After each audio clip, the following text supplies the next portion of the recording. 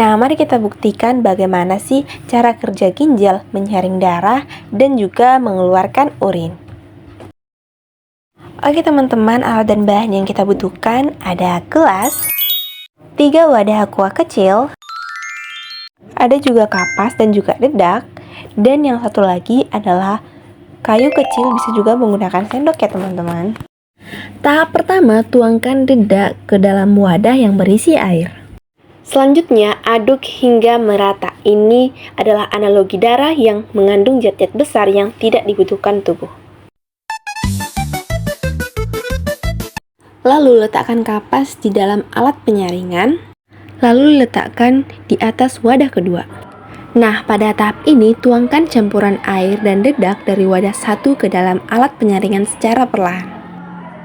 Perhatikan apa yang tertinggal di kapas dan apa yang jatuh ke wadah kedua. Nah, campuran air dan dedak itu adalah ibaratkan darah yang belum disaring. Kapas dan saringan sebagai glomerulus. Dedak yang tertinggal dianalogikan sebagai protein dan sel darah. Untuk air jernih di wadah itu dianalogikan sebagai urin. Penjelasannya sama seperti kapas yang menahan dedak yang kasar, ginjal juga memiliki jutaan penyaring kecil bernama nefron. Di dalam nefron terdapat glomerulus yang berfungsi menyaring darah. Zat-zat yang masih berguna dan berukuran besar seperti protein dan sel darah akan tertahan dan kembali ke tubuh, sedangkan cairan dan limbah kecil akan lolos menjadi urin.